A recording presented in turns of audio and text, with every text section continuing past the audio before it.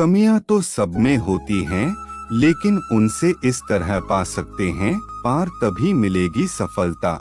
यूनान ने अपने जीवन काल में हर किसी को अपने अंदर का विकास करने को कहा है, क्योंकि जब तक आप अपना विकास नहीं करेंगे तब तक आप बाहरी रूप से विकास नहीं कर सकते। साथ ही आपको ये भी देखना होगा कि विकास और सफलता को किस रूप और स्थिति में देखते हैं। आइए जानते हैं सुकरात के बारे में। यूनान के प्रसिद्ध दार्शनिक सुकरात एक बार अपने शिष्यों के साथ किसी गंभीर विषय पर चर्चा कर रहे थे। तभी एक व्यक्ति वहां आ पहुंचा। वह एक ज्योतिषी था। उस व्यक्ति का दावा था कि वह किसी भी व्यक्ति का चेहरा देखकर उसके चरित्र के विषय में बता सकता है। वह सुकरात को नहीं जानता था। सुकरात की विद्वता, विवेकशीलता, विनय और संयम का कोई सानी नहीं था, लेकिन बाह्य सौंदर्य नाम की कोई बात उनमें नहीं थी। ज्योतिषी ने सुकरात का चेहरा ध्यानपूर्वक देखते हुए कहा कि इनके मस्तक और सिर की आकृति बता रही है कि यह व्यक्ति बहुत लालची है। इनके नथुनों की बनावट से पता चलता है कि यह व्यक्ति बहुत गुस्से वाला भी है। ज्योतिषी की बात सुनकर सुकरात के शिष्य नाराज होकर ज्योतिषी को बुरा भला कहने लगे। सुकरात ने उन्हें रोक दिया। इसके बाद ज्योतिषी ने आगे कहा कि इनके होठों और दांतों की बनावट से साफ झलकता है कि यह व्यक्ति परम विद्रोही स्वभाव का है। यह व्यक्ति न केवल स्वयं हमेशा विद्रोह करता रहता होगा, बल्कि दूसरों को भी विद्रोह के लिए प्रेरित करता होगा। इनकी चिबुक की बनावट बताती है कि यह व्यक्ति सन की भी कम नहीं और हमेशा बकझक करता रहता होगा।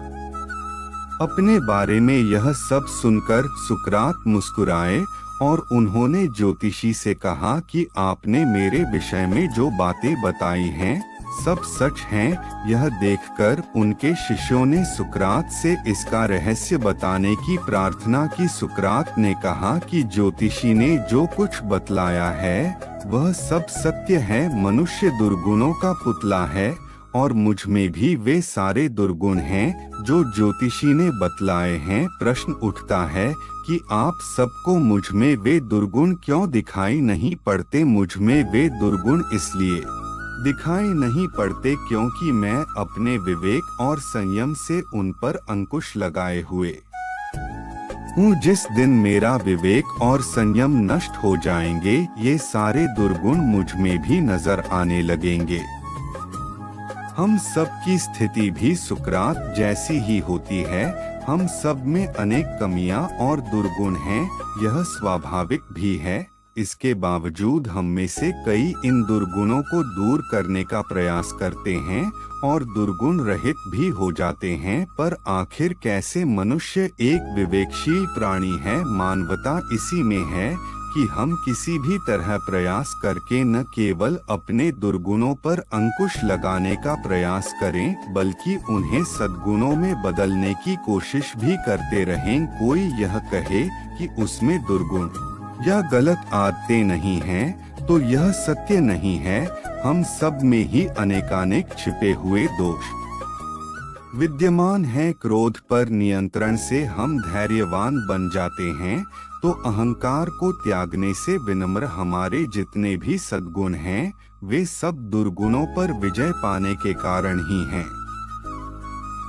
यदि व्यक्तियों में दुर्गुण नहीं होते तो सद्गुणों का महत्व भी नहीं होता। और जहाँ तक सद्गुणों का प्रश्न है, हम विवेक और संयम के कारण ही दुर्गुणों को सद्गुणों में परिवर्तित कर पाते हैं।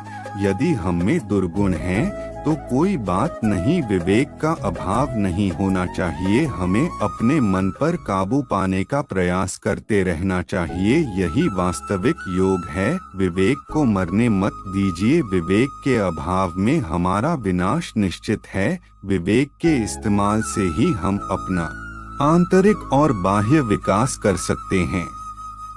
दोस्तों, अगर वीडियो पसंद आई हो तो प्लीज वीडियो को लाइक, शेयर करें और चैनल को सब्सक्राइब जरूर करें।